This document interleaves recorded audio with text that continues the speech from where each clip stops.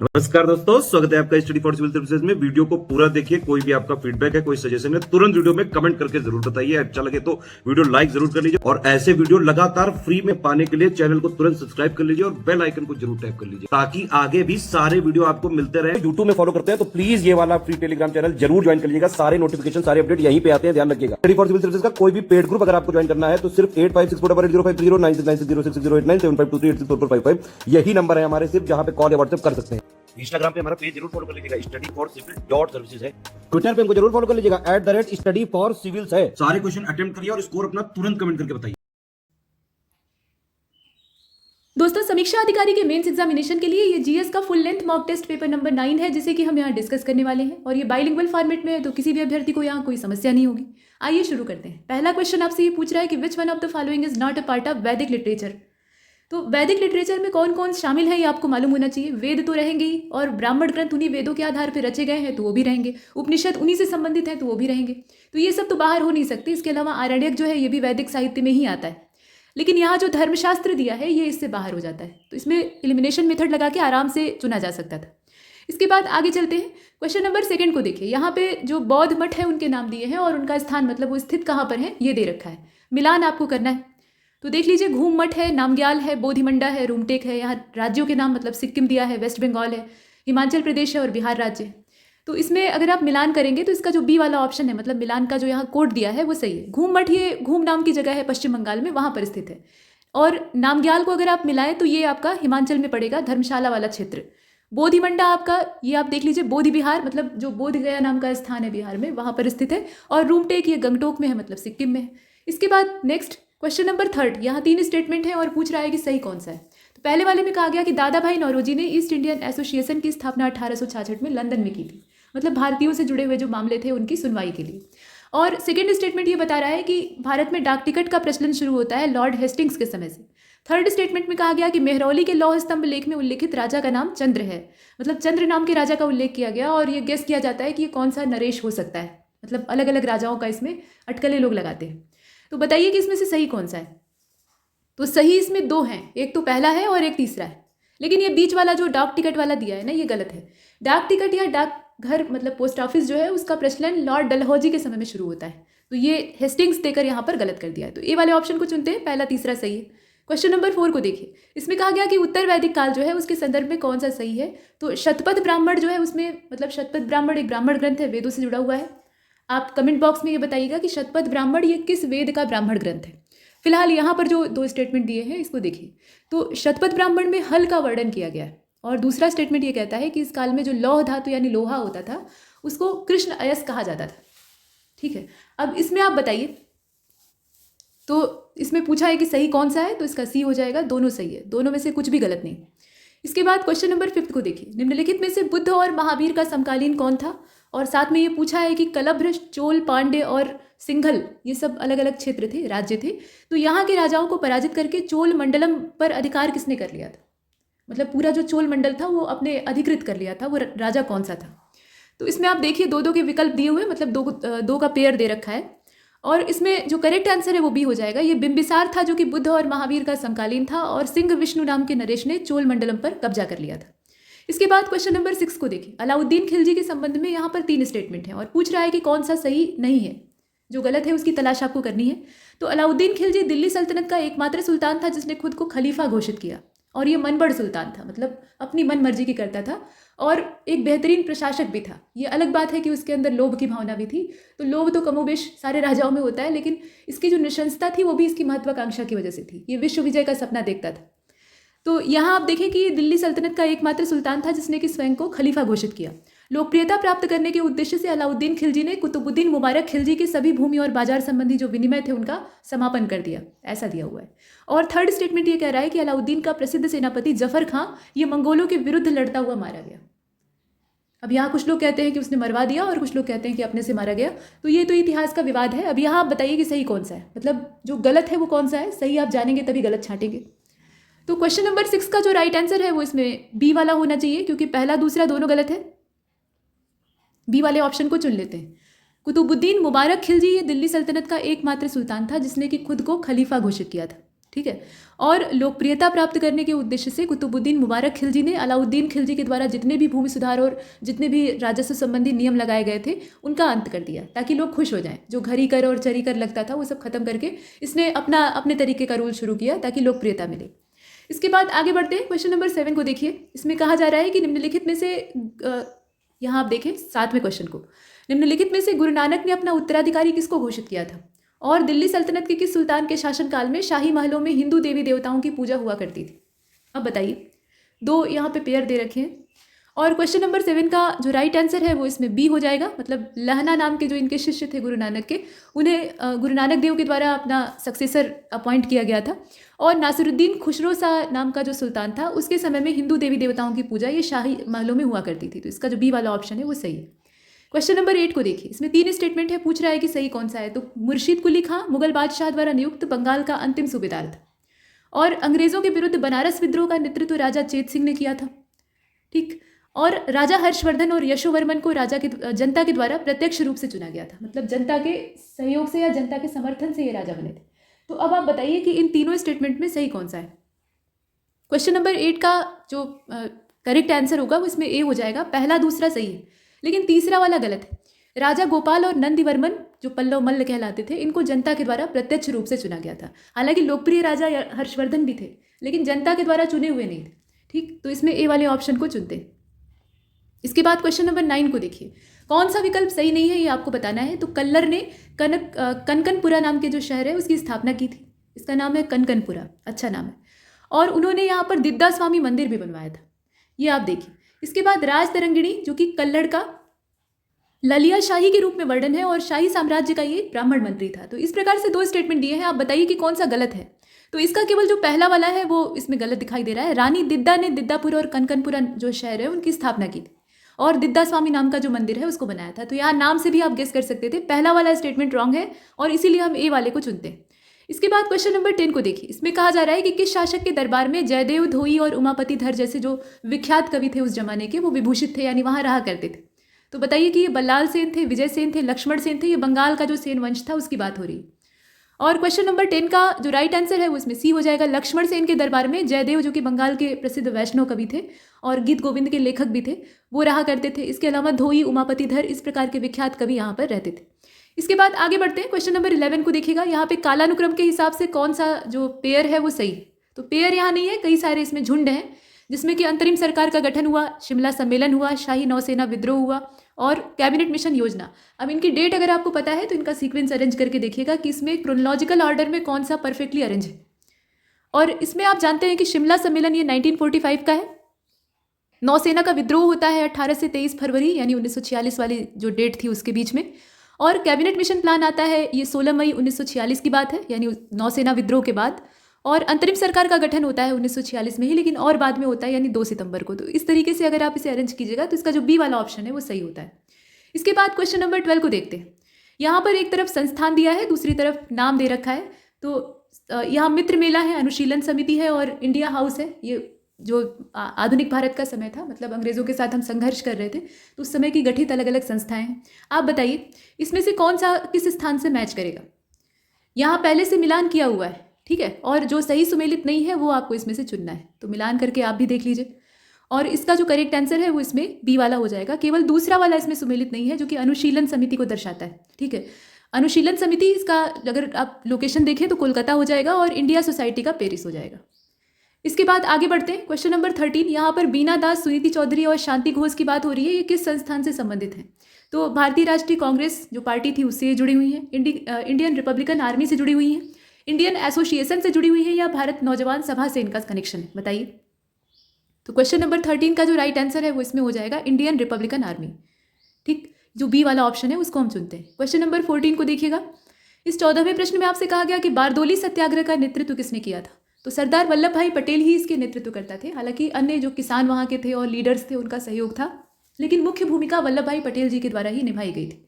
और इसी उपलक्ष्य में जब बारदोली सत्याग्रह सफल रहता है तो वहाँ की महिलाएं इन्हें सरदार की उपाधि से नवाजती। इसके बाद आगे बढ़ते हैं। क्वेश्चन नंबर 15 को देखिए। वर्ली विद्रोह 1945 का जो है, इसके संबंध में आपको बताना है कि ये किससे जुड़ा हुआ था। ये 9 सैनिकों से जुड़ा हुआ था, ये एक पुलिस रिबिलियन था, या धार्मिक आंदोलन था, या कृषकों का विद्रोह था। इसमें से आप देखकर बताइए।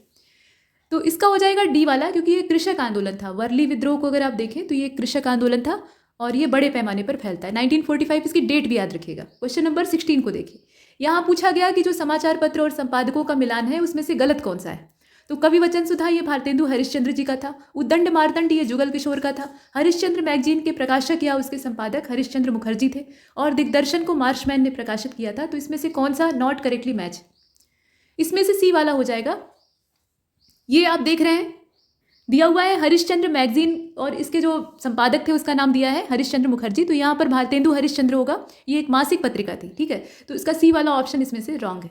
इसके बाद आगे बढ़ते हैं, क्वेश्चन नंबर 17 को देखते हैं। क्रांति की तलवार में धार वैचारिक पत्थर पर रगड़ने से आते हैं। अब यहाँ ये वाक्य है, किसके द्वारा कहा गया है ये आपको बताना है। तो भगत सिंह के द्वारा कहा गया है, नेताजी सुभाष चंद्र बोस, दयानंद सरस्वती या अबुल कलाम आज़ाद। भगत सिंह के विचार हैं, ऐसे उत्तेजक विचार भगत सिंह के ही थे। यहाँ हम ए वाले ऑप्शन को चुनते हैं। इसके बाद क्वेश्चन नंबर 18 को देखिए। कौन सी घटना लॉर्ड रीडिंग के शासनकाल से जुड़ी हुई नहीं है? तो मोपला विद्रोह है, प्रिंस ऑफ वेल्स भारत आते हैं, काकोरी ट्रेन डकैती वाला जो कांड है वो होता है और असहयोग आंदोलन को शुरू किया जाता है। अब आप बताइए कि इसमें से लॉर्ड रीडिंग के समय में कौन सा नहीं हुआ था? तो असहयोग आंदोलन ये रीडिंग के समय में नहीं शुरू हुआ था। बाकी जितनी घटनाएं हैं वो लॉर्ड रीडिंग के समय में हुई थी। असहयोग आंदोलन की जो डेट है वो 1920 की है, 1920 से लेकर 22। तो आप बताइएगा कि इस समय कौन सा गवर्नर जनरल या वायसराय भारत में मौजूद था। इसके बाद आगे बढ़ते हैं, क्वेश्चन नंबर 19 को देखते हैं। निम्नलिखित में से कौन सा कथन सही है? अब यहाँ 3 स्टेटमेंट दिए हुए हैं। तो कहा गया कि नमक सत्याग्रह के समय गांधी जी के गिरफ्तार कर लिए जाने के बाद आंदोलन के नेता का स्थान अब्बास तैयब जी ने संभाल लिया था और ब्रिटिश सरकार ने बाल गंगाधर तिलक को पुणे के असिस्टेंट कलेक्टर रैंड की हत्या के मामले में अभियुक्त बनाया था। उन्होंने अपने समाचार पत्र में, जो केसरी और मराठा उनके समाचार पत्र थे, तो उसमें उन्होंने प्रकाशित किया था एक लेख जिसमें कि वर्णन किया गया था कि शिवाजी किस प्रकार से बगनखा पहनकर जाते हैं और अफजल खां से भेंट करते हैं और उसका वध कर देते हैं। तो सरकार का ये आरोप था कि जो वहाँ के क्रांतिकारी युवक हैं महाराष्ट्र क्षेत्र के, वो इससे प्रेरित होकर अंग्रेज अधिकारियों के वध करने में लगे हुए। तो ऐसा आरोप और उकसाने का आरोप इनके ऊपर लगा था। तो ये चीज़ है। इसके बाद आप बताइए कि इसमें तीसरा वाला स्टेटमेंट भी सही है या नहीं। तो बंगाली लेखक भूदेव मुखर्जी ने पहली बार ये सुझाव दिया था कि हिंदी को भारत की राष्ट्रीय भाषा के रूप में अपनाया जाए। तो 3 स्टेटमेंट आपने देखे, इसमें से सही कौन सा है? तो सभी सही है। इसमें ऊपर वाले तो दोनों सही ही है, ये तीसरा वाला भी सही है। तो ऑल ऑफ द एबव को चुनते हैं। आगे बढ़ते हैं, क्वेश्चन नंबर 20 को देखिए। यहाँ पर कहा गया कि डॉक्ट्राइन ऑफ लैप्स, यानी जो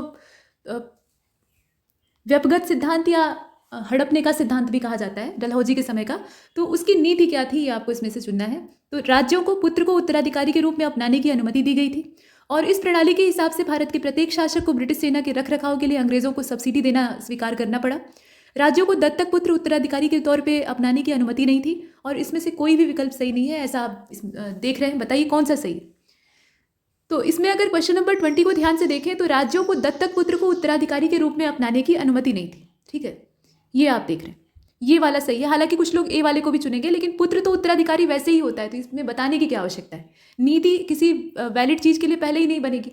जो दत्तक पुत्र होते थे पहले के राजाओं की, अगर संतान नहीं होती थी या संतान होने के बाद अयोग्य होती थी या मर जाती थी, तो वो किसी करीबी रिश्तेदार के बच्चे को या फिर किसी भी राज्य में से जिसको वो चाहते थे उसे गोद लेके अपना उत्तराधिकारी घोषित कर देते थे।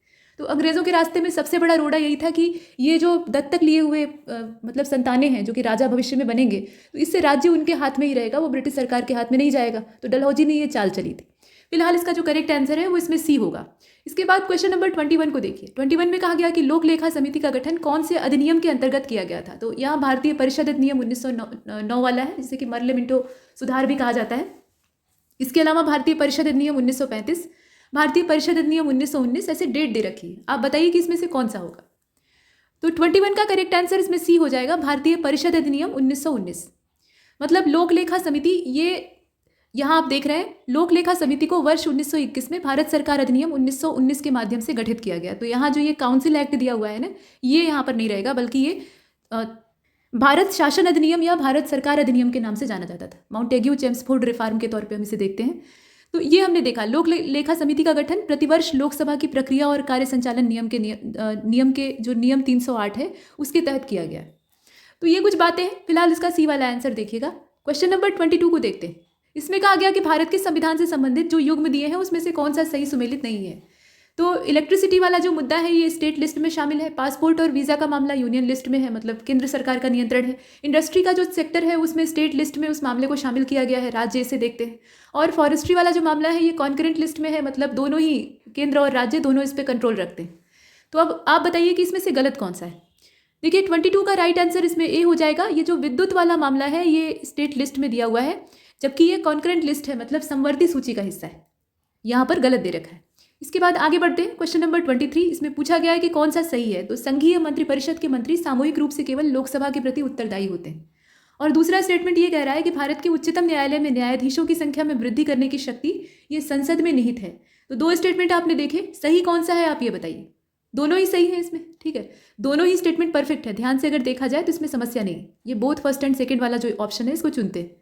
इसके बाद 24 को देखते हैं। संविधान के किस अनुच्छेद के तहत पंचायतों में अनुसूचित जातियों, जनजातियों और महिलाओं के लिए स्थानों के आरक्षण का प्रावधान है। ये कौन सा आर्टिकल है आप बताइए। अब यहाँ बहुत ही करीबी विकल्प दे रखे हैं, चुनना इतना आसान नहीं है। अगर आपको पार्ट मालूम है तब तो आप कर लेंगे। और इसका 24 का जो राइट आंसर है वो इसमें बी हो जाएगा, अनुच्छेद 243D। ठीक है, यहाँ ABCD जो इसके क्लॉज हैं वो भी दिए हुए हैं, तो 243D वाला जो ऑप्शन है उसको चुनेंगे। इसके बाद क्वेश्चन नंबर 25 को देखते हैं। भारत के पूर्व राष्ट्रपतियों में से निम्नलिखित में से कौन सा बिहार का राज्यपाल भी रह चुका है। तो doctor Zakir Hussain, doctor Rajendra Prasad, doctor Shankar Dayal Sharma और VV गिरी। इसमें से आप देखकर बताइए। और इसमें जाकिर हुसैन जी का जो नाम है वो आ जाएगा, यहाँ जो करेक्ट आंसर है वो इसका ए वाला हो जाएगा। इसके बाद 26 को देखते हैं। क्वेश्चन नंबर 26 में आपसे पूछा जा रहा है कि भारतीय संविधान के निम्नलिखित में से कौन से अनुच्छेद में राज्यपाल को अध्यादेश जारी करने की शक्ति दी गई। तो ये अनुच्छेद 208 है, 214 है, 212 है कि 213 है, आप देखकर बताइए। देखिए इसका करेक्ट आंसर डी हो जाएगा, अनुच्छेद 213 है। ठीक, 213 वाला जो आर्टिकल है उसमें इस प्रकार के राज्यपाल को अध्यादेश जारी करने की शक्ति दी गई है। इसके बाद क्वेश्चन नंबर 27, यहाँ कहा गया कि inter state water dispute tribunal जो है वो दे रखे हैं नदी जल विवाद को सुलझाने के लिए, और इस्टेब्लिशमेंट का ईयर दिया है कि उनकी स्थापना कब हुई थी। तो गोदावरी जल विवाद न्यायाधिकरण ये 1969 में स्थापित हुआ था। महानदी वाला जो ट्रिब्यूनल है वो 2010 का है। कावेरी के लिए 1990 और नर्मदा के लिए 2004। जब नदियाँ एक से ज़्यादा राज्यों से होकर गुजरती हैं तो उनके पानी के विभाजन को लेकर विवाद होता है राज्यों में कि कौन उसके पानी जल संसाधन का इस्तेमाल करेगा, ऊर्जा के लिए, सिंचाई के लिए, तमाम चीज़ों के लिए। तो अब इसमें देखकर बताइए। क्वेश्चन नंबर 27 का करेक्ट आंसर डी हो जाएगा। नर्मदा जल विवाद न्यायाधिकरण इसकी जो डेट है वो 1969 है, और कृष्णा जल विवाद न्यायाधिकरण जो है इसकी डेट है 2004। तो यहाँ ये नर्मदा वाला जो दिया है ये गलत दिया है। इसके बाद आगे बढ़ते हैं। क्वेश्चन नंबर 28 को देखते हैं। 3 स्टेटमेंट दिया है, सही का आपको चयन करना है। तो भारत के संविधान के अनुच्छेद 280 के अंतर्गत अर्ध न्यायिक निकाय के रूप में वित्त आयोग की स्थापना की गई, मतलब व्यवस्था की गई, और नियंत्रक और महालेखा परीक्षक की नियुक्ति राष्ट्रपति के द्वारा की जाती है। जबकि तीसरा स्टेटमेंट आपको बता रहा है कि मूल रूप से भारत के संविधान में भाषाई अल्पसंख्यक वर्गों के लिए विशेष अधिकारी के संबंध में कोई प्रावधान नहीं किया गया है। ये 3 स्टेटमेंट हैं, सही कौन सा है आप बताइए। तो इसमें जितने हैं वो सभी सही हैं। तो ये स्टेटमेंट इस तरीके से देने का उद्देश्य ये था कि आप इन तीनों तथ्यों को जानिए। इसके बाद क्वेश्चन नंबर 29 को देखिए। इसमें कहा गया कि निम्नलिखित में से भारतीय संविधान के दर्शन में कौन कौन सी चीज़ें शामिल हैं। तो भारतीय संविधान का दर्शन हमें कहाँ से दिखाई देता है। ये हमें मूल रूप से प्रस्तावना से दिखता है। सबसे पहला जो दर्शन है वो वहीं पर होता है। बाद में नीति निर्देशक तत्व और तमाम चीज़ें हैं जहाँ से हमें इसके दर्शन का लक्षण दिखाई देता है। तो अब इसमें आप देखिए, कल्याणकारी राज्य, समाजवादी राज्य, राजनीतिक समानता, बताइए कि इसमें से कौन सा इसमें शामिल है, मतलब संविधान के दर्शन का हिस्सा है। तो सभी शामिल हैं। यहाँ जितनी चीज़ें आप देख रहे हैं, कल्याणकारी राज्य की बात 25 बार कही गई है, समाजवादी के बारे में कहा ही गया है, राजनीतिक समानता की बात ये भी कई बार कही गई है, चाहे प्रत्यक्ष रूप से कही गई हो या परोक्ष रूप से कही गई हो, तो सभी सही है। इसके बाद क्वेश्चन नंबर 30 को देखिए। 30वें प्रश्न में आपसे यहाँ कुछ अनुच्छेद देकर पूछा जा रहा है कि कौन सा सही सुमेलित है। इस तरीके के प्रश्न बहुत तेज पूछे जाते हैं, तो अनुच्छेद आपको पता होने चाहिए। अब यहाँ पे आर्टिकल नंबर 32 जो है इसमें संवैधानिक उपचारों के अधिकार के बारे में कहा गया है, जबकि 243वां अनुच्छेद ये कहता है कि केंद्र और राज्यों द्वारा बनाई गई विधियों का विस्तार किया जाए, मतलब इसका प्रावधान यहाँ दिखता है। और 326वां अनुच्छेद ये बताता है कि लोकसभा और विधानसभा का निर्वाचन वयस्क मताधिकार के आधार पर होगा। अब इसमें 3 स्टेटमेंट आपने देखे, सही सुमेलित कौन सा है आप बताइए। देखिए इसमें सभी सुमेलित है, मतलब जितने आप देख रहे हैं ना वो सभी सही सुमेलित है। पहला भी सही है, दूसरा भी, तीसरा भी, और इसीलिए हम डी वाले ऑप्शन को चुनते हैं। क्वेश्चन नंबर 31 को देखते हैं। निम्नलिखित में से कौन हिंद महासागर की गर्म और स्थायी जलधारा है। गर्म जलधारा है यानी विश्वतीय क्षेत्र की ओर से आने वाली है, और स्थायी है, बताइए इसमें कौन सा है। पश्चिमी ऑस्ट्रेलिया जलधारा है, मोजाम्बिक की जलधारा है, सुशीमा है कि बेंगुला है। और इसका जो करेक्ट आंसर है वो मोजाम्बिक हो जाएगा। बी वाले ऑप्शन को चुन लेते हैं। मोजाम्बिक करंट जो है वो गर्म भी है और स्थायी भी है। इसके बाद क्वेश्चन नंबर 32। निम्नलिखित में से कौन सा दर्रा मनाली और लेह को आपस में कनेक्ट करने का काम करता है? और साथ में ये भी पूछा गया कि देश का सबसे ऊंचा वाहन गम्य दर्रा कौन सा है, जहाँ पे गाड़ी लेकर जाया जा सकता है। दर्रे जो होते हैं ये पर्वतों के बीच में से द्वार होते हैं, यानी आने जाने का रास्ता। अब ये अगर सुविधाजनक है तो इनसे वाहन भी ले जाया जा सकता है। तो इसमें देख कर बताइए, यहाँ बड़ा लाचा उमलिंगला दर्रा दिया हुआ है। इसके अलावा बनिहाल और भोरघाट है, तुजू दर्रा है और चांगला नाथूला है, लिपू लेक और दिहांग है। क्वेश्चन नंबर 32 का राइट आंसर इसमें बड़ा लाचा और उमलिंगला हो जाएगा। ठीक है, ये दर्रा दोनों जो पेयर दिया है ना, बड़ा लाचा ये मनाली और लेह को कनेक्ट करता है और वाहन गम्य के तौर पे उमलिंगला को देखते हैं। इसके बाद क्वेश्चन नंबर 33 को देखते हैं। यहाँ पर करेक्ट स्टेटमेंट आपको चुनना है, 3 स्टेटमेंट दिए हुए हैं।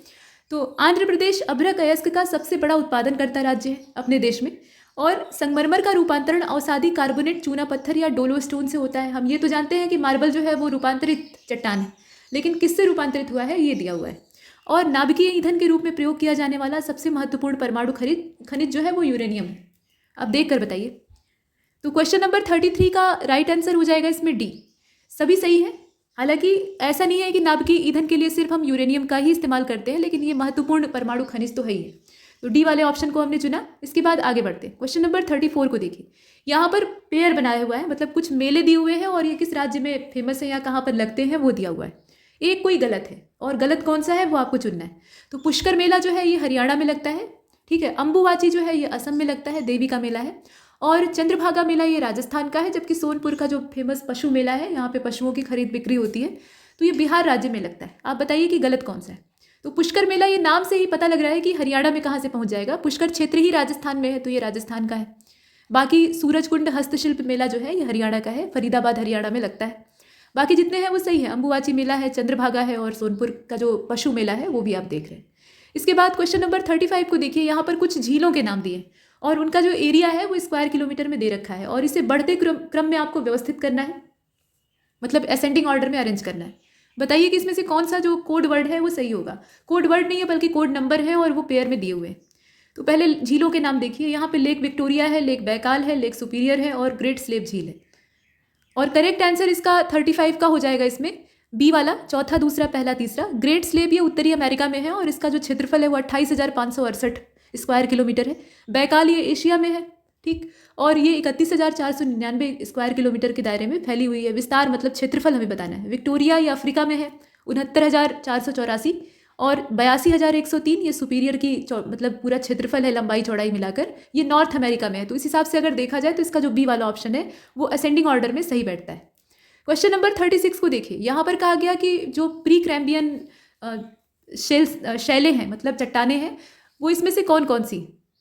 तो प्री कैम्ब्रियन रॉक्स के बारे में देख लीजिए। इसमें से कुडप्पा क्रम की चट्टानें इस दायरे में आती हैं, या फिर अरावली ग्रुप इस दायरे में आता है जो कि प्री कैम्ब्रियन काल का है, और धारवाड़ ग्रुप भी दिया हुआ है, विंध्य सीक्वेंस भी दिया है। बताइए, एक से ज़्यादा भी सही हो सकता है, सभी सही हो सकते हैं। अब यहाँ पर 36 को अगर देखा जाए तो बी वाले ऑप्शन को चुनने में भलाई है, यानी दूसरा और चौथा, अरावली समूह और धारवाड़, ये इस दायरे में आते हैं, मतलब प्री कैम्ब्रियन इरा में ये एग्जिस्ट करते हैं, बाकी जो है वो नहीं, मतलब विंध्य और कडप्पा इससे बाहर है। इसके बाद आगे बढ़ते हैं। तो इसका जो बी वाला ऑप्शन था उसे हमने चुना। क्वेश्चन नंबर 37 को देखिए। यहाँ पर 2 स्टेटमेंट देकर पूछा जा रहा है कि गलत कौन सा है। तो डेन्यूब रिवर जो है ये जर्मनी का जो ब्लैक फॉरेस्ट है वहाँ के पहाड़ों में से निकलती है, और काली मिट्टी का फैलाव कर्नाटक, आंध्र, तमिलनाडु का जो कावेरी वैली वाला रीजन है वहाँ तक है। तो काली मिट्टी ये दक्कन के पठार की विशेषता है। अब विस्तार कहाँ तक है वो दिया हुआ है। बताइए कि गलत कौन सा है। इसमें सही नहीं देखना है, गलत की तलाश करनी है। और 37 का डी होना चाहिए, क्योंकि कुछ भी गलत नहीं है, जो दिया है वो सही दिया है, मतलब दोनों ही स्टेटमेंट सही। क्वेश्चन नंबर 38 को देखिए। यहाँ पर पूछा जा रहा है कि अर्धशुष्क मरुस्थल से सर्वाधिक प्रभावित क्षेत्र या राज्य कौन सा है। अर्धशुष्क मरुस्थल यानी सेमी एरिड डेजर्ट जो होता है उससे संबंधित राज्य। और 38 का राइट आंसर हो जाएगा बी, उत्तर प्रदेश। ठीक है, उत्तर प्रदेश राज्य इस प्रकार के मरुस्थल से ग्रस्त है। इसके बाद आगे बढ़ते हैं। क्वेश्चन नंबर 39, कौन सी एक गाय की वेराइटी नहीं है। तो पुलीकुलम है, देवनी है, लाल सिंधी है और नागपुरी है। नागपुरी जो है ये भैंस की वेराइटी है, मतलब भैंस की ब्रीड है, और बाकी जितनी आप देख रहे हैं वो गायों की ब्रीड है। और ये जो नागपुरी भैंस की नस्ल है इसको कहा जाता है एलिचपुरी या बरारी, मतलब ये भी इसके नाम है। और इस नस्ल का जो क्षेत्र है, मतलब ये पाई कहाँ जाएंगी, तो महाराष्ट्र का जो नागपुर क्षेत्र है वहाँ की ये मूल है, इसलिए नागपुरी नाम है। अकोला और अमरावती जिले में भी पाई जाती है। इसके बाद आगे बढ़ते हैं। तो इसमें नागपुरी यानी डी वाला जो ऑप्शन है वो परफेक्ट है। क्वेश्चन नंबर 40 को देखिए। यहाँ 2 स्टेटमेंट है, सही कौन सा है आपको बताना है। तो विश्व के सर्वाधिक व्यापार करने वाला जो बंदरगाह है वो रॉटरडम है, मतलब यहाँ से व्यापार सर्वाधिक मात्रा में होता है।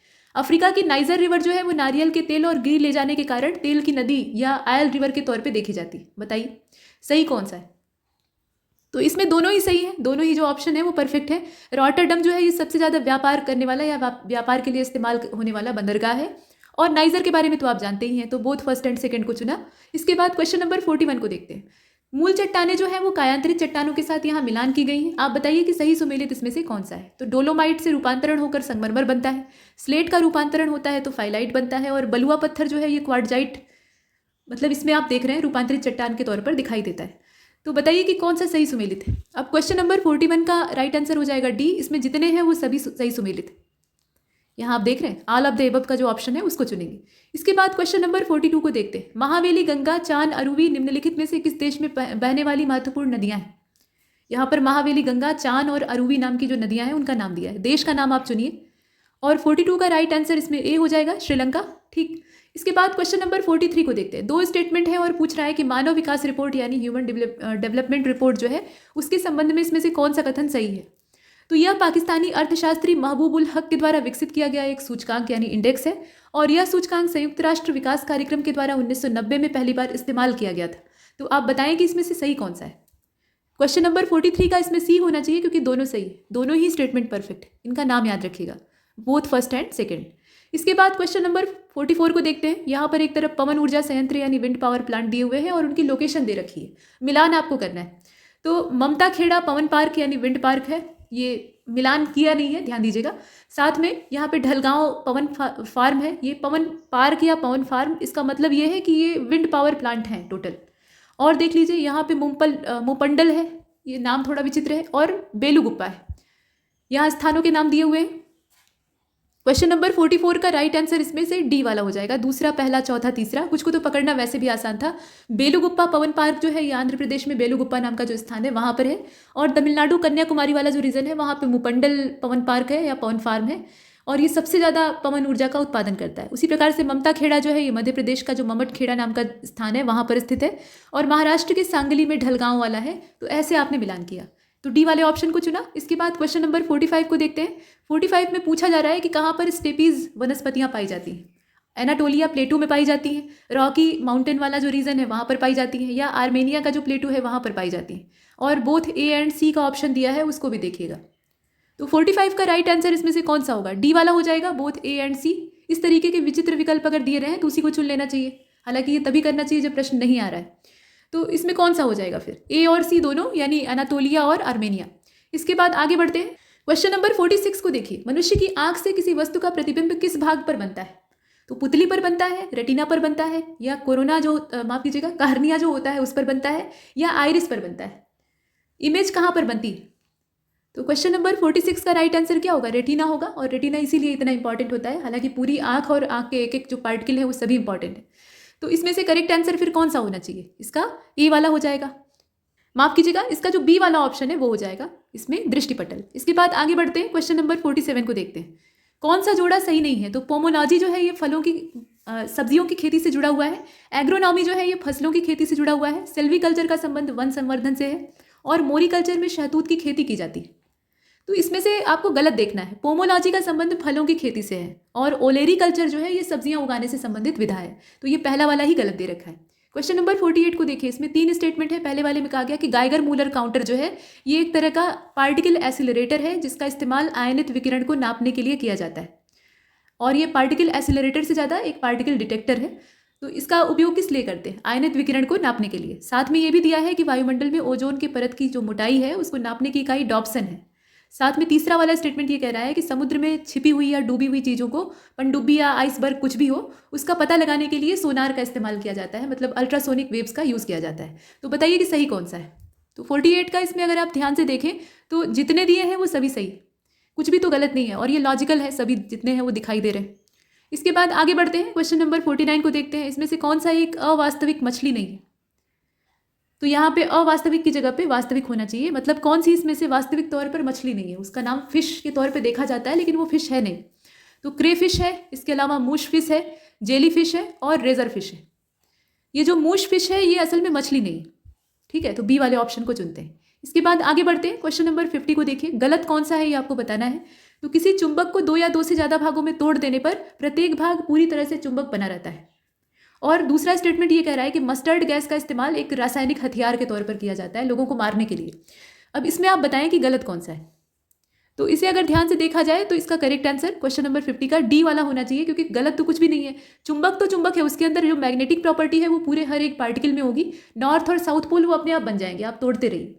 ठीक, अगर वो रियल चुंबक है तो नॉन हबदीज वाला जो ऑप्शन है उसको चुन लेंगे, मतलब गलत कुछ नहीं है। 51 को देखते हैं। क्वेश्चन नंबर 51 में कहा गया कि निम्नलिखित में से कौन सा हिस्सा ऐसा है जो कि हमारे शरीर का सबसे कठोर भाग है।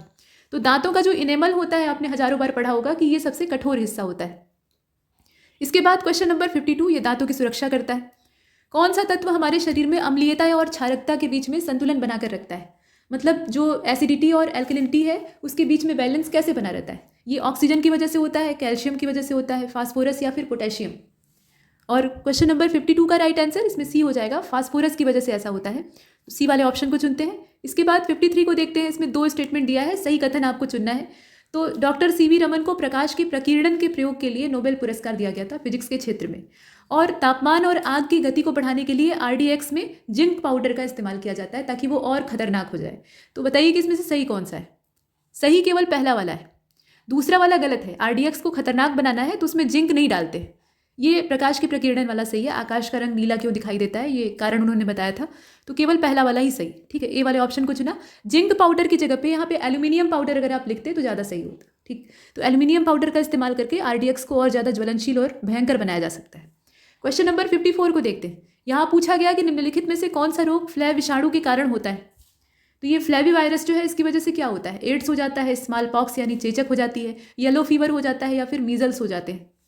और 54 का राइट आंसर हो जाएगा इसमें पीत ज्वर यानी येलो फीवर। ये पीला बुखार जो है ये इसी वजह से होता है।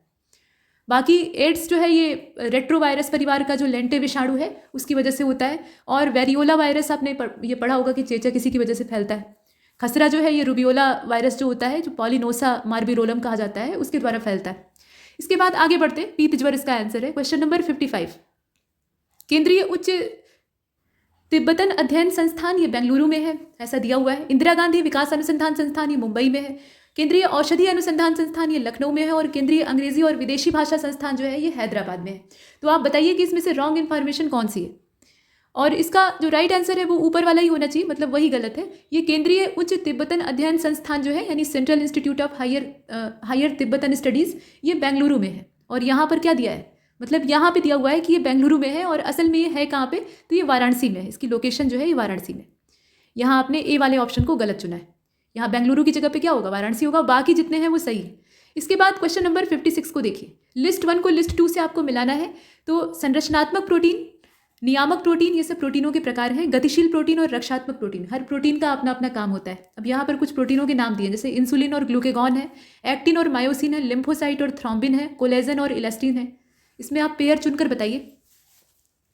तो क्वेश्चन नंबर 56 का जो सही मिलान है वो बी वाला हो जाएगा। यहाँ पे कोड आपको मिलाना था, चौथा, पहला, दूसरा, तीसरा। संरचनात्मक प्रोटीन में कोलेजन और इलास्टिन का नाम आता है। इसके अलावा नियामक प्रोटीन को अगर देखें तो उसमें नियंत्रित करने वाले जो प्रोटीन होते हैं, नियामक का मतलब, तो उसमें इंसुलिन और ग्लूकेगॉन का नाम आता है। गतिशील प्रोटीन में एक्टिन और मायोसिन का नाम आता है। और जो रक्षात्मक प्रोटीन है उसमें लिम्फोसाइट और थ्रोम्बिन का नाम आता है।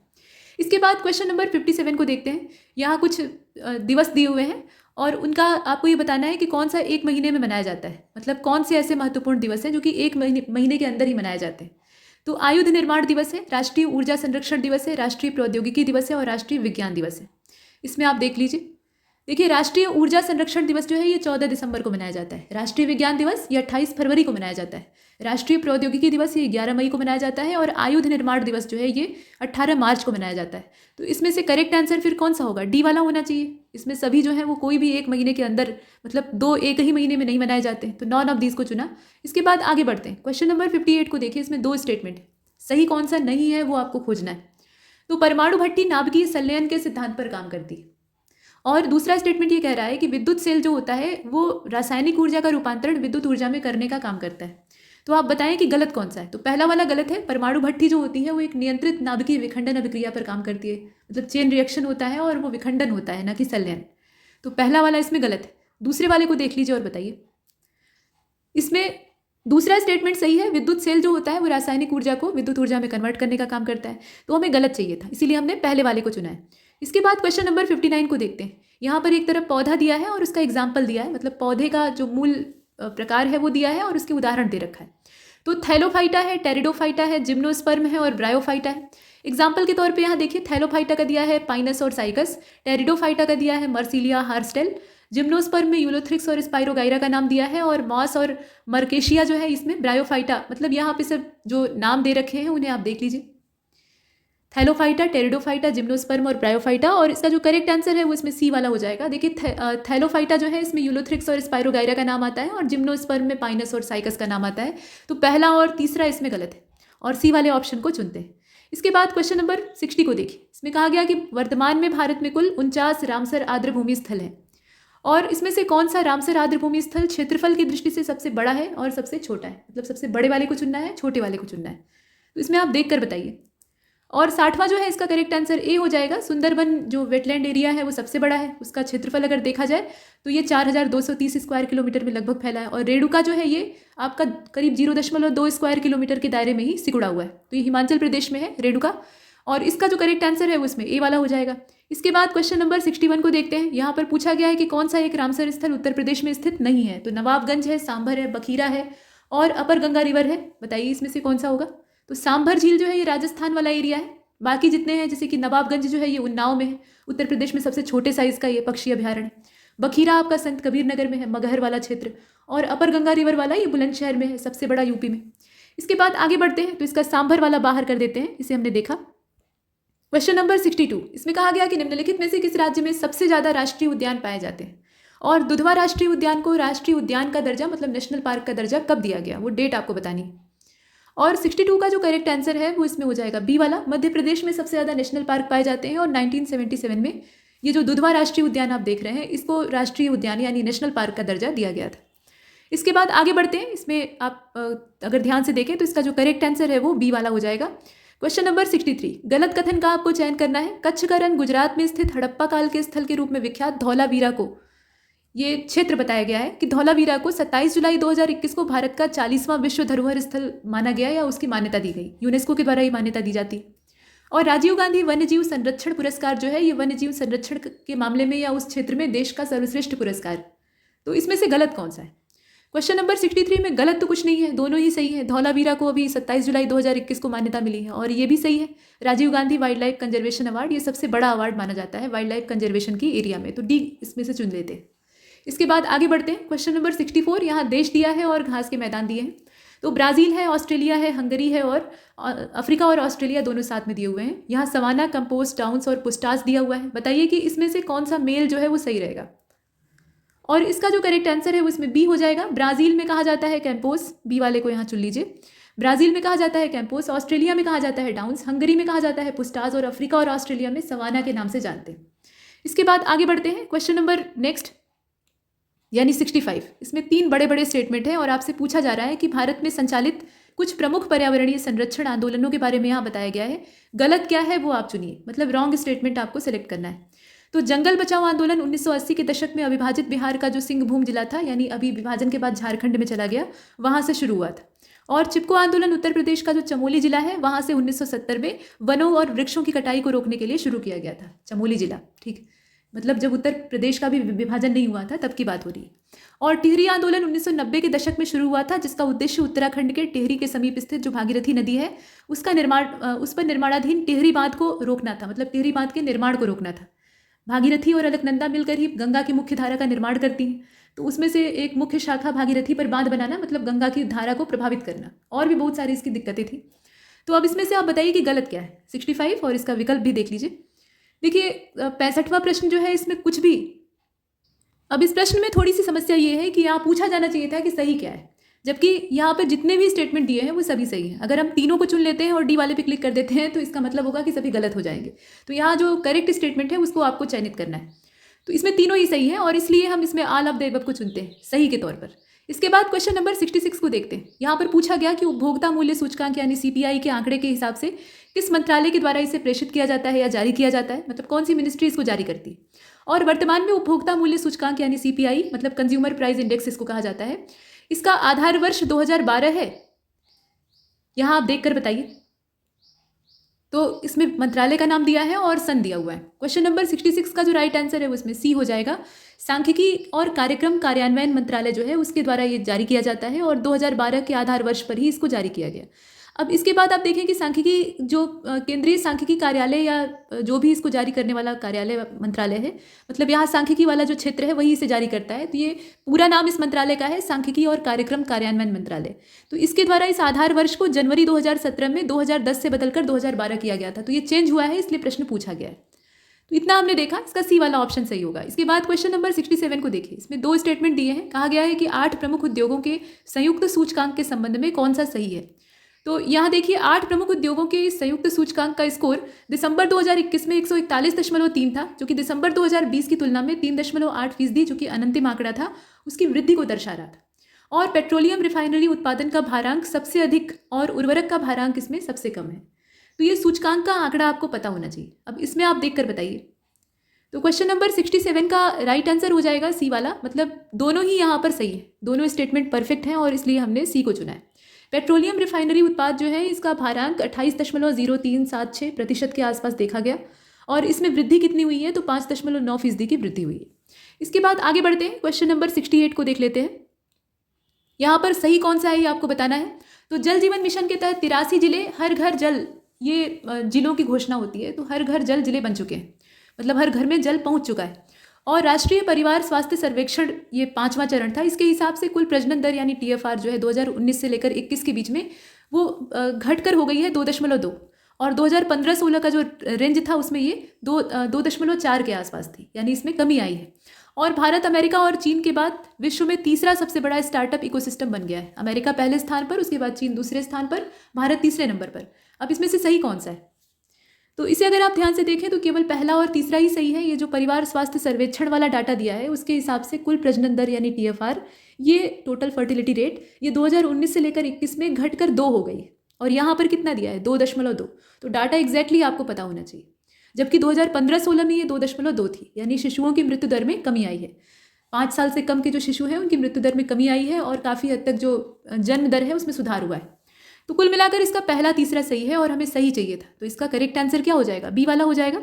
इसके बाद क्वेश्चन नंबर 69 को देखते हैं। यहाँ पर पूछा जा रहा है कि नीति आयोग का जो SDG इंडिया सूचकांक है तथा डैशबोर्ड पर, मतलब इसका जो डैशबोर्ड है उस पर भारत का समग्र स्कोर 2020-21 के सत्र में कितना है, स्कोर सिर्फ आपको बताना है। तो क्वेश्चन नंबर 69 का सी हो जाएगा, 66 है। मतलब जो इंडिया सूचकांक SDG इंडिया सूचकांक है और उसका जो डैशबोर्ड है उसमें भारत का समग्र स्कोर ये सुधरा है पहले की तुलना में, 66 हो गया है। पहले ये 60 था और उससे भी पहले 2018-19 का जो समय था उसमें ये मात्र 57 था। तो अभी कितना हुआ, 66। इसके बाद क्वेश्चन नंबर 70 को देखते हैं। 2 स्टेटमेंट दिया है, करेक्ट कौन सा है वो आपको तलाशना है। तो सेंसेक्स और निफ्टी ये 18 अक्टूबर 2021 को 61,766 और 18,477 की ऊंचाई पर पहुंचे थे। मतलब सेंसेक्स का कितना था डाटा, वो था 61,766 और निफ्टी का था 18,477। इसके बाद आप देखिए दूसरा स्टेटमेंट, इसमें कहा जा रहा है कि 2021 नवंबर के अंत तक चीन, जापान और स्विट्जरलैंड के बाद भारत जो है वो चौथा सबसे ज़्यादा विदेशी मुद्रा भंडार वाला देश बन गया है। तो इसमें सही कौन सा है। 70 नंबर का जो क्वेश्चन है इसका करेक्ट आंसर सी हो जाएगा, दोनों सही है, बोथ फर्स्ट एंड सेकंड। इसके बाद क्वेश्चन नंबर 71 को देखते हैं। इसमें कहा जा रहा है कि निम्नलिखित में से उत्तर प्रदेश के प्रथम मुख्यमंत्री कौन थे। तो चंद्रभानु गुप्ता थे, गोविंद बल्लभ पंत थे, सुचेता कृपलानी, कमलापति त्रिपाठी, बताइए। तो गोविंद बल्लभ पंत हो जाएगा, इसमें चुनना आसान है। इसके बाद आगे बढ़ते हैं, क्वेश्चन नंबर 72। उत्तर प्रदेश में कुल अब तक कितनी बार राष्ट्रपति शासन लगा है ये बताइए, और हालिया राष्ट्रपति शासन कब से कब तक रहा था, मतलब सबसे लेटेस्ट वाला पीछे से, बताइए। तो 72 का इसमें ए वाला सही होना चाहिए। 10 बार राष्ट्रपति शासन लग चुका है और जो पीछे वाला मतलब अभी रिसेंटली वाला है वो 8 मार्च 2002 से लेकर 3 मई 2002 तक लागू था। तो इसका करेक्ट आंसर फिर क्या हो जाएगा, ए वाला हो जाएगा। इसके बाद आगे बढ़ते हैं, ए वाले को चुना। क्वेश्चन नंबर 73, यहाँ पूछा जा रहा है कि भारत की स्वतंत्रता से पहले और बाद में क्रमशः उत्तर प्रदेश के पहले राज्यपाल कौन थे, मतलब आज़ादी से पहले कौन थे और आज़ादी के बाद कौन थे। तो 73 का राइट आंसर इसमें हरकोट बटलर हो जाएगा, जो कि आज़ादी से पहले थे, और श्रीमती सरोजनी नायडू ये आज़ादी के बाद पहली राज्यपाल थी और पहली महिला राज्यपाल भी थी। तो इसका करेक्ट आंसर क्या होना चाहिए, सी वाला होना चाहिए। इसके बाद 74 को देखते हैं। निम्नलिखित में से उत्तर प्रदेश में सर्वाधिक मेले कहाँ पर लगते हैं ये देखकर बताइए। तो गोरखपुर में लगते हैं, मथुरा में लगते हैं, प्रयागराज की चित्रकूट, और इसका जो करेक्ट आंसर है वो इसमें बी हो जाएगा, मथुरा में लगते हैं। बी वाले ऑप्शन को हमने चुना और इस पर टिक किया। इसके बाद आगे चलते हैं। ये पूछा है ना कि सर्वाधिक मेले कहाँ लगते हैं, तो इस तरीके के क्वेश्चन आयोग पूछता है। क्वेश्चन नंबर 75, इसमें शहर पूछा है और मंदिरों का जो स्थल है वो दे रखा है। तो कुशीनगर में महानिर्वाण मंदिर है, कौन सा सुमेलित नहीं है वो आपको बताना है। लखीमपुर खीरी में गोला गोकर्णनाथ मंदिर है।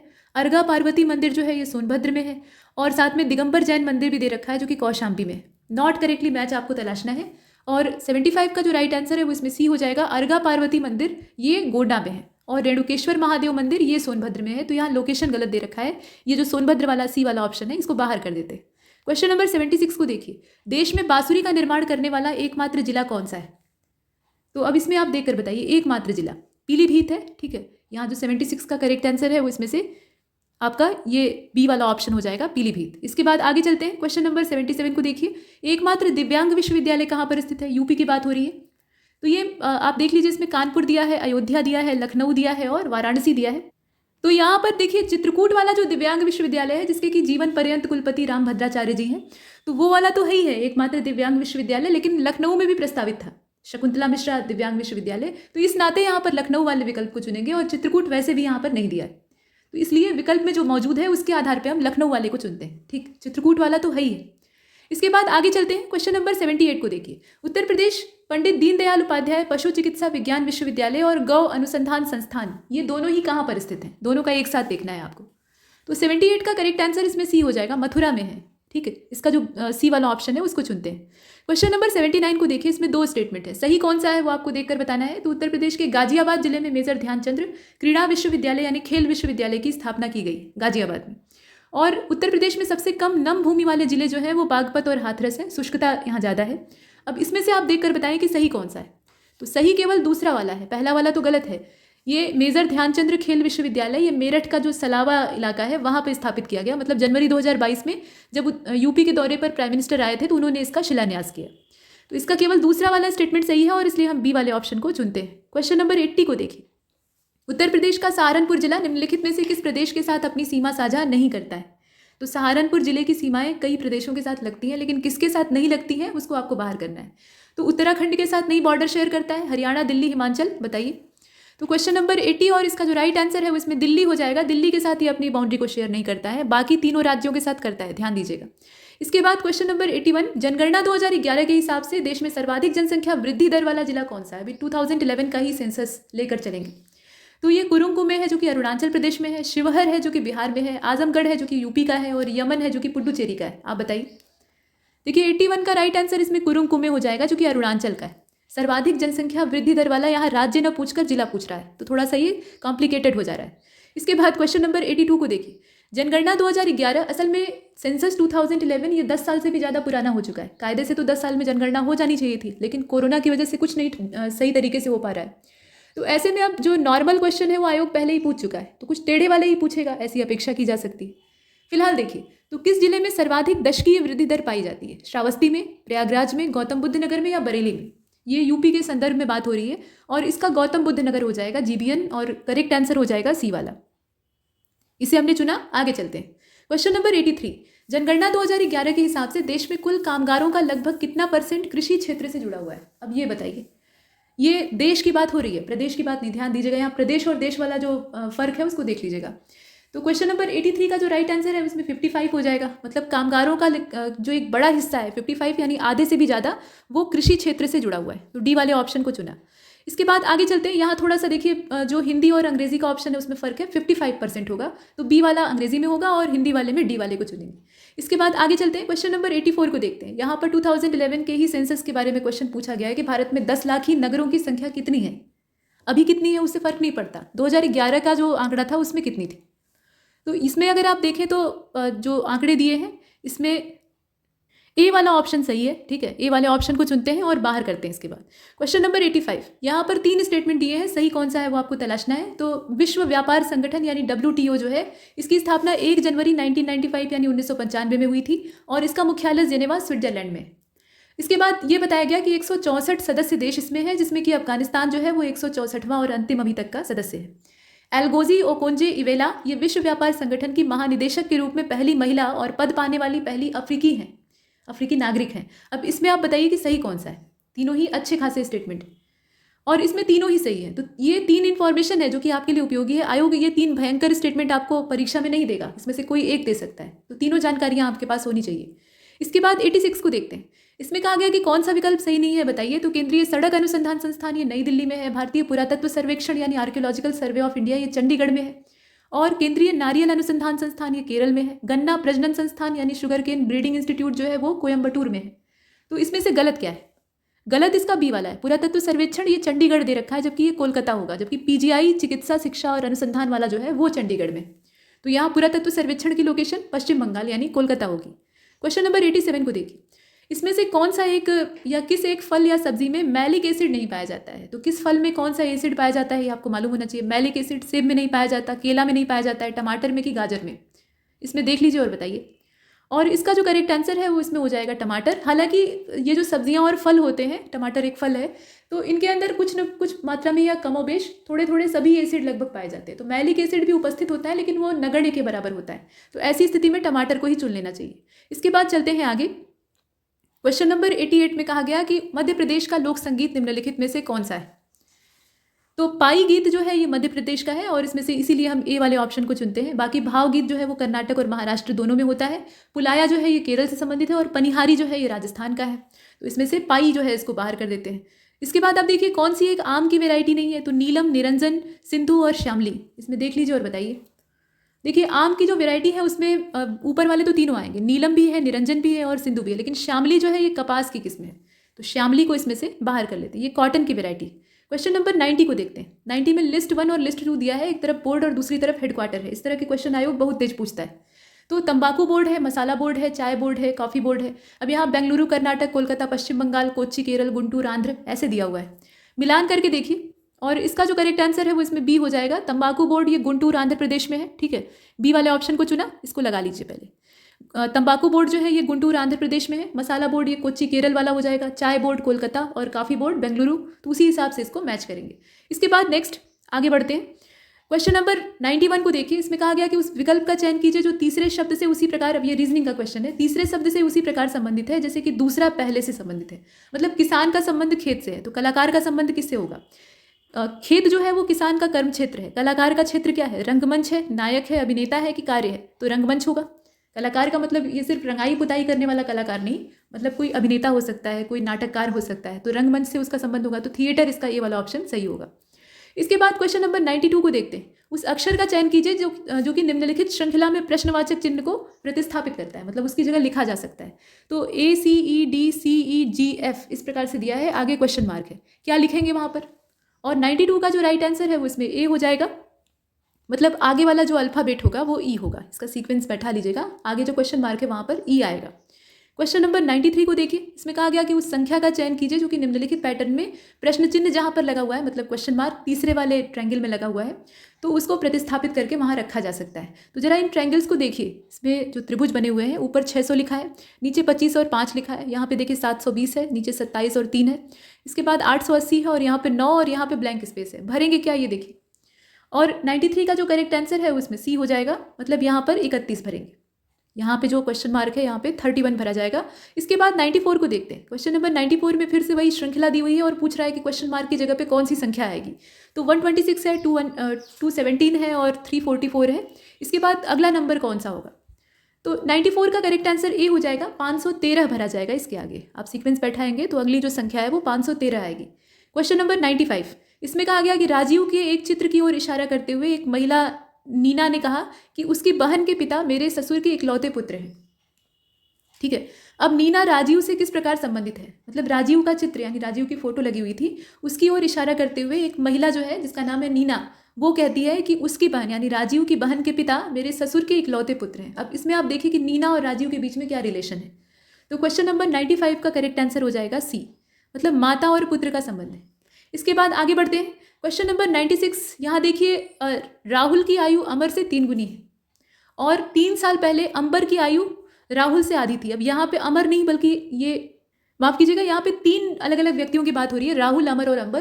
तो इसमें जो प्रश्न है उसको ध्यान से देखते हैं। राहुल की आयु जो है वो अमर से 3 गुनी है। मतलब मान लीजिए कि अगर अमर जो है वो 10 साल का है तो राहुल जो है वो 30 साल का है, और 3 साल पहले अंबर की आयु राहुल से आधी थी। अब 4 वर्ष की बात आगे की अगर बात करें, मतलब अब से 4 वर्ष बाद राहुल 43 साल का हो जाएगा। अमर और अंबर की वर्तमान आयु कितनी है? तो अब इसमें आप देख लीजिए और बताइए। तो इसमें से कौन सा हो जाएगा? और क्वेश्चन नंबर 96 का जो करेक्ट आंसर है वो इसमें डी हो जाएगा, 13 और 21। ठीक, ये दोनों की जो आयु है अमर और अंबर की वो दे रखी। इसके बाद 97 को देखते हैं। यहाँ पर पूछा जा रहा है कि जो आकृति है उसके अंदर कितने ट्रायंगल है। ये ट्रायंगल गिनने वाला पूछा जाता है बहुत तेज। तो इस चित्र को देखिएगा और ध्यान से इसमें गिनिएगा, और ध्यान से अगर गिनेंगे तो इसमें पाएंगे कि 97 वाला जो है सी वाला इसका ऑप्शन सही होगा। 10 त्रिभुज हैं इसमें, 15 नहीं है, 10 है, कंफ्यूज नहीं होना है। इसके बाद क्वेश्चन नंबर 98 को देखते हैं। यहाँ पे कोड लैंग्वेज में नॉलेज को लिखा हुआ है कुछ इस प्रकार से, DEEGKLNOW, और उसी प्रकार से सीरियल जो है उसको लिखना है। तो सीरियल को हम कैसे कोड वर्ड में तब्दील करेंगे, मतलब उसकी कोडिंग क्या हो जाएगी? तो इसका सी वाला हो जाएगा। इसमें AEILRS वाला जो ऑप्शन है यानी सी वाला, उसको चुनते हैं। इसके बाद क्वेश्चन नंबर 99 को देख लेते हैं। यहाँ हमें अरेंज करना है, तो तार्किक और अर्थपूर्ण क्रम में इसको व्यवस्थित करना है। यहाँ पे षटभुज है, नौभुज है, मतलब जिसकी 9 भुजाएं होती हैं, पंचभुज है, सप्तभुज है और अष्टभुज है। इसको अरेंज करके देखना है। तो 99 का अरेंजमेंट क्या हो जाएगा? सी वाला हो जाएगा, तीसरा, पहला, चौथा, पांचवा, दूसरा। ये आप देख रहे हैं, मतलब सबसे पहले पंचभुज आएगा जिसकी 5 भुजाएं होती हैं, उसके बाद षष्ठभुज आएगा जिसकी 6 भुजाएं होती हैं, उसके बाद सप्तभुज आएगा, फिर अष्टभुज आएगा, फिर 9 भुज आएगा। भुज मतलब भुजा, और ये जो 6, 7, 8 आप पढ़ रहे हैं संख्या है। इसके बाद क्वेश्चन नंबर 100 को देखते हैं। यहाँ कहा गया कि कार्डियोलॉजिस्ट यानी हृदय रोग विशेषज्ञ हृदय से उसी प्रकार से संबंधित है जैसे कि न्यूरोलॉजिस्ट का संबंध मस्तिष्क से है। न्यूरोलॉजिस्ट, अब यहाँ न्यूरो शब्द कहाँ से आ गया? मस्तिष्क के क्षेत्र में। तो मस्तिष्क में जो संचार प्रणाली वाले पार्टिकल होते हैं उनको न्यूरॉन कहा जाता है। संचार माध्यम के वो स्रोत होते हैं, उन्हीं के जरिए जो संचार है वो मतलब जो बातें हैं वो एक स्थान से दूसरे स्थान पर ट्रांसफर होती हैं। तो ये न्यूरॉन जो होते हैं ये मतलब ऊपर से जो बन कर आते हैं उतनी ही मात्रा में शरीर में, मतलब दिमाग के अंदर पाए जाते हैं। इनमें घटने और बढ़ने की प्रोसेस नहीं होती है। ये घट सकते हैं लेकिन बढ़ नहीं सकते, मतलब इन्हें फिर से बनाया नहीं जा सकता है, ये कहने का मतलब है। ये जैसे हैं वैसे ही रहेंगे। और न्यूरॉन में अगर क्षति होती है तो इससे मस्तिष्क की कार्यक्षमता प्रभावित होती है। तो ये आपने देखा। अब इसके बाद इसमें मस्तिष्क हो जाएगा। कुल मिलाकर बी वाले ऑप्शन को चुनते हैं। इसके बाद क्वेश्चन नंबर 101 को देखते हैं। 2021 में किस संस्थान के शोधकर्ताओं ने आंखों में फंगल संक्रमण के उपचार के लिए एंटी फंगल स्ट्रैटेजी विकसित की? तो फंगल इन्फेक्शन ये कोरोना के बाद की सबसे बड़ी दिक्कत थी। तो इसमें आप देखिए ब्लैक फंगस, येलो फंगस, तमाम दिक्कतें दिखाई दी थी। और क्वेश्चन नंबर 101 का जो राइट आंसर है वो इसमें से हो जाएगा, आप देख रहे हैं बी वाला हो जाएगा, IIT दिल्ली। यहाँ के जो शोधकर्ता थे या चिकित्सक थे उन्होंने फंगल इन्फेक्शन की जो स्ट्रेटजी है, मतलब एंटी फंगल स्ट्रेटजी, उसको डेवलप किया था। इसके बाद क्वेश्चन नंबर 102 को देखते हैं। अप्रैल 2021 में विश्व का सबसे लंबा पैदल यात्री सस्पेंशन पुल यानी लटकता हुआ पुल जो है उसको खोल दिया गया है। अब ये पुल किस देश में स्थित है और इसकी लंबाई कितनी? तो 102वें प्रश्न को देखिए और इसका जो करेक्ट आंसर है वो इसमें पुर्तगाल हो जाएगा। ये पाइवा रिवर के ऊपर बना हुआ है और इसकी जो लंबाई है वो 516 मीटर है और 175 मीटर की ऊंचाई पर यह लटका हुआ है। मतलब काफ़ी रोमांचकारी होगा इस पर चलना। तो बी वाले ऑप्शन को चुनते हैं। यहाँ हमने देखा। इसके बाद क्वेश्चन नंबर 103 को देखिए। वर्ष 2021 में निवेशकों और व्यवसायों के लिए राष्ट्रीय एकल खिड़की प्रणाली यानी NSWS का शुभारंभ किसने किया था? मतलब किस महापुरुष के द्वारा किया गया था? तो 103 का जो करेक्ट आंसर है वो इसमें बी हो जाएगा, पीयूष गोयल जी के द्वारा किया गया था, जो कि वाणिज्य और उद्योग मंत्री। इसके बाद आगे बढ़ते हैं। क्वेश्चन नंबर 104, आगे बढ़ते रहते हैं जब तक प्रश्न समाप्त नहीं होते। तो यहाँ 104 नंबर का जो क्वेश्चन है इसमें पूछा गया है कि राष्ट्रीय युवा पुरस्कार 2017-18 का जो था उसके अंतर्गत उत्तर प्रदेश के किस युवा को व्यक्तिगत श्रेणी में सम्मानित किया गया था, उसका नाम बताइए। और साथ में ये भी बताइए कि राष्ट्रीय युवा पुरस्कार 2017-18 के लिए कुल कितने पुरस्कार दिए गए थे। तो यहाँ व्यक्ति का नाम और अवार्ड्स की संख्या आपको बतानी है, देख लीजिए और बताइए। देखिए 104 का जो राइट आंसर है वो इसमें ए हो जाएगा। नेहा कुशवाहा को ये अवार्ड दिया गया था 12 अगस्त 2021 को केंद्रीय युवा मामले और खेल मंत्री अनुराग सिंह ठाकुर जी के द्वारा। ये नई दिल्ली के विज्ञान भवन में समारोह था, उसमें दिया गया था। और अंतर्राष्ट्रीय युवा दिवस के अवसर पर ये पुरस्कार दिए जाते हैं। तो 14 ये टोटल अवार्ड जो है ये दिए गए थे। तो नेहा कुशवाहा और 14 वाला जो ऑप्शन है यानी ए वाला वो सही होता है। क्वेश्चन नंबर 105 को देखिए। निम्नलिखित में से सही कथन का आपको चयन करना है। तो मई 2021 में नितिन राकेश और जेरी विंड को international business book of the year award 2021 से सम्मानित किया गया। और नवंबर 2021 में बालासोर ओडिशा का जो क्षेत्र है उसको देश के सर्वश्रेष्ठ समुद्री जिला और आंध्र को सर्वश्रेष्ठ समुद्री राज्य के तौर पे सम्मानित किया गया। जिले के तौर पे बालासोर जो कि ओडिशा का है और राज्य के तौर पे आंध्र को। अब इसमें आप बताइए कि सही क्या है। तो सही इसके दोनों हैं, ठीक है, दोनों ही जो ऑप्शन है वो सही है। असल में लेखक यहाँ नितिन राकेश और जेरी विंड जो है इनकी किताब थी transformation in times of crisis, जो क्राइसिस का समय है उस समय ट्रांसफॉर्मेशन, और इसी के लिए इन्हें ये सम्मान मिला है। तो ये आपने देखा, इसका दोनों ही सही है और इसीलिए हम सी वाले ऑप्शन को चुनते हैं। इसके बाद क्वेश्चन नंबर 106 को देखिए। मत्स्य पालन व्यवसाय इनक्यूबेटर का उद्घाटन ये भारत में पहली बार हुआ है, कहाँ पर हुआ है बताइए, जगह का नाम आपको देखना है। तो 106 का इसमें ए वाला हो जाएगा। ये गुरुग्राम है हरियाणा का, यहाँ पे ये पहला अपनी तरह का 2021 में ही लॉन्च हुआ है, तो लेटेस्ट है। ये मत्स्य व्यवसाय इनक्यूबेटर कहलाता है, इसका उद्घाटन किया गया। इसके बाद आगे बढ़ते हैं, गुरुग्राम हरियाणा यानी ए वाले ऑप्शन को हमने चुना। क्वेश्चन नंबर 107 को देखिए, इसमें 2 स्टेटमेंट दिया है, पूछ रहा है कि गलत कौन सा है जरा बताइएगा। तो अवनी लेखरा जो है, इन्होंने टोक्यो 2020 का जो पैरालंपिक था उसमें महिलाओं की 10 metre air rifle standing SH1 event में स्वर्ण पदक जीता था। और सेकंड स्टेटमेंट ये कहता है कि शिवानी मीणा सितंबर 2021 में कोल इंडिया में एक ओपन कास्ट खदान में उत्खनन अभियंता के रूप में नियुक्त होने वाली पहली महिला अभियंता है। तो इसमें से गलत कौन सा है? और 107 का जो राइट आंसर है वो इसमें डी हो जाएगा, कुछ भी तो गलत नहीं है, दोनों ही स्टेटमेंट सही है। ठीक है, तो डी वाले ऑप्शन को चुनते हैं, माफ कीजिएगा, इसमें डी वाला जो ऑप्शन है उसको चुनते हैं। क्वेश्चन नंबर 108 को देखते हैं। यहाँ पर कहा गया कि कौन सा देश पनडुब्बी से दागी जाने वाली बैलिस्टिक मिसाइल का सफल परीक्षण करने वाला विश्व का 7वां देश बन गया है। ये कौन सा देश? तो 108वें क्वेश्चन का करेक्ट आंसर हो जाएगा दक्षिण कोरिया। ठीक है, ये 7वां देश इस कैटेगरी में बन गया है। 6 देश और कौन कौन से हैं? तो अमेरिका पहले नंबर पे है, वो रहता भी है, उसके बाद रूस है, फिर चीन है, फिर यूनाइटेड किंगडम है, फिर फ्रांस है, फिर भारत है, और भारत के बाद तब जाकर ये जो दक्षिण कोरिया है इसका नाम आता है। इसके बाद क्वेश्चन नंबर 109 को देखिए, बौद्धिक संपदा संगठन के द्वारा जो विपो है उसके द्वारा जारी वैश्विक नवाचार सूचकांक 2021 में भारत की पोजीशन क्या है? तो इसमें भारत की रैंकिंग आपको पता होनी चाहिए, 46वां स्थान है भारत का, बहुत अच्छा स्थान नहीं है लेकिन फिर भी ये 46 नंबर का। और 5 देश जो टॉप पे हैं उसमें स्विट्जरलैंड, स्वीडन, अमेरिका और यूनाइटेड किंगडम ये आते हैं। इसके बाद आगे बढ़ते हैं, 110 को देखिए, 2023 का जो पैरालंपिक होगा, अफ्रीकी पैरालंपिक खेल, उसकी मेजबानी कौन सा देश करेगा? तो क्वेश्चन नंबर 110 और इसका जो राइट आंसर है वो घाना हो जाएगा। घाना जो है वो राष्ट्रीय पैरालंपिक समिति वहाँ की है, उसके अध्यक्ष सैमसन डीन ने 5 अक्टूबर 2021 को ये घोषणा की थी कि घाना 2023 वाला जो सत्र रहेगा, मतलब समय रहेगा, उसमें पहली बार अफ्रीकी पैरालंपिक खेलों की मेजबानी करेगा और इसमें 50 अफ्रीकन कंट्रीज जो हैं वो हिस्सा लेंगे। तो घाना इसमें आंसर हो जाएगा। इसके बाद क्वेश्चन नंबर 111, इसमें 2 स्टेटमेंट है, सही कौन सा है आपको देखना है। तो 8 नवंबर 2021 को यूनेस्को ने श्रीनगर को शिल्प और लोक कलाओं के रचनात्मक शहर के तौर पर नामित किया है। और सेकंड स्टेटमेंट ये कह रहा है कि केंद्रीय विज्ञान और प्रौद्योगिकी मंत्री डॉक्टर जितेंद्र सिंह ने हाल ही में बच्चों के लिए भारत की पहली वर्चुअल साइंस लैब को लॉन्च किया है। तो सही क्या है? देखिए, इसका 111 जो है इसका करेक्ट आंसर हो जाएगा ए वाला, यानी पहला दूसरा दोनों सही, दोनों ही यहाँ पर सही है। आमतौर पे इस तरह के बोथ फर्स्ट एंड सेकंड वाले जो ऑप्शन है वो सी वाले विकल्प में दिखते हैं, लेकिन आजकल थोड़ा उलटफेर हो गया है, तो पहले वाले विकल्प में भी हो सकता है। मतलब दोनों ही स्टेटमेंट परफेक्ट हैं और ये एक साथ कभी नहीं आएंगे। ये यहाँ एक साथ इसलिए दिए हैं ताकि आप 2 इन्फॉर्मेशन एक प्रश्न में जानें। इसके बाद क्वेश्चन नंबर 112 को देखते हैं। इसमें पूछा गया है कि किस पुस्तक, माफ़ कीजिएगा, पुस्तक का नाम दिया हुआ है, निम्नलिखित में से पुस्तक लाल सलाम एक उपन्यास, इसके लेखक कौन है? उल्टा भी पूछ सकता है, लेखक का नाम देकर किताब का नाम पूछा जा सकता है। तो इसमें देवाशीष मुखर्जी का नाम है, स्मृति ईरानी जी का नाम है, असीम चावला का नाम है, पूनम दलाल दहिया का नाम है, बताइए। तो 112 का राइट आंसर हो जाएगा स्मृति जुबिन ईरानी, महिला और बाल विकास मंत्री। नवंबर 2021 में इनका पहला उपन्यास था लाल सलाम एक उपन्यास, मतलब लाल सलाम उपन्यास का नाम था और उसके साथ ये जोड़ दिया गया कि ये एक उपन्यास है, तो ये जारी किया गया था। यहाँ लेखिका का नाम याद रखिएगा, बी वाले को चुना। इसके बाद 113 को देखिए, एथलीट और पदक दे रखा है, ये टोक्यो ओलंपिक 2020 वाला है। तो रवि कुमार दहिया है, लवलीना बोरगोहेन है, PV सिंधु है और नीरज चोपड़ा है। तो नीरज चोपड़ा को आप मिला लीजिए स्वर्ण पदक से, यानी डी का दूसरा हो जाएगा, और डी का दूसरा सिर्फ एक ही ऑप्शन में यहाँ मौजूद है। तो एलिमिनेशन मेथड यहाँ पक्के तौर पे काम कर रहा है, हालांकि हमेशा साथ नहीं देता है लेकिन अक्सर देता है। बाकियों को भी देख लेते हैं। तो इसमें अगर आप ध्यान से देखें, रवि कुमार दहिया ये हरियाणा के हैं, रजत पदक इन्हें मिला था, मतलब चांदी जीती थी इन्होंने। उसके बाद लवलीना जो है ये असम राज्य की हैं, कांस्य इन्होंने जीता था। PV सिंधु ये तेलंगाना की है, ठीक है, तेलंगाना की है, कांस्य इन्होंने जीता था। और नीरज चोपड़ा इन्होंने स्वर्ण जीता था भाला फेंक में, हरियाणा के हैं, बताने की आवश्यकता नहीं है। इसके बाद आगे बढ़ते हैं, क्वेश्चन नंबर नेक्स्ट यानी 114। टाइम मैगजीन जो है उसके द्वारा 2021 के लिए पर्सन ऑफ द ईयर किसको नामित किया गया है? अब यहाँ पर कुछ जो बड़े बड़े उद्योगपति हैं उनके नाम है।